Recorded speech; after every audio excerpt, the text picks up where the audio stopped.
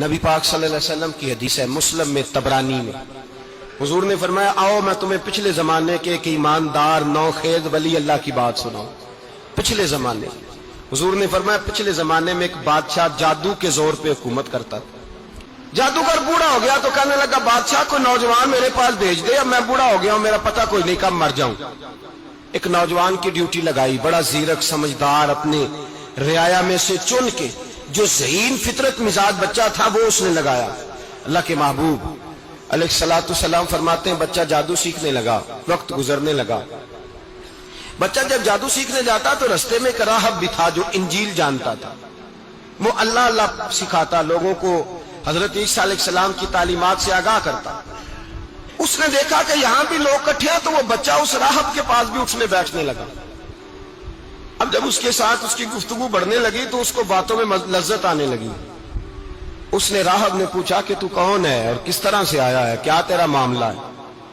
اس نے کہا جی میں جادو سیکھنے جاتا ہوں، آپ کی باتیں مجھے بڑی اچھی لگتی ہیں۔ اس نے کہا دین سیکھ، جادو سیکھنے والے کافر ہو جاتے ہیں، قرآن و حدیث سیکھنے والوں کو اللہ کامل ایمان عطا فرماتا ہے۔ فرمایا یہ سیکھ۔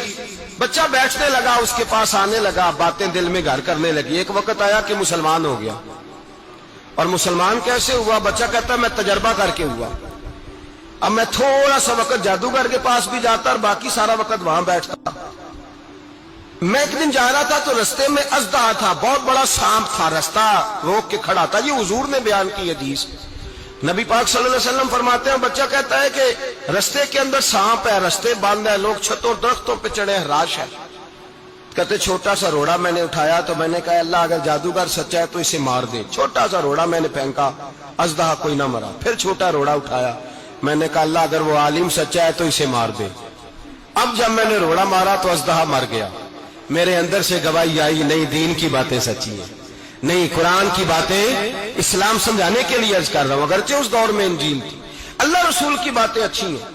کہتے میں مسلمان ہو گیا، اب میں نے راہب کے پاس ہی رہنا شروع کر دیا، جادوگر کے پاس چھوڑ دیا۔ اس بچے نے آنا، بادشاہ پوچھتا کہاں زیادہ وقت گزارتے ہو تو وہ بات گول کر دیتا۔ وقت تیزی سے بڑھنے لگا، اللہ نے اس نوجوان میں طاقت پیدا کر دی۔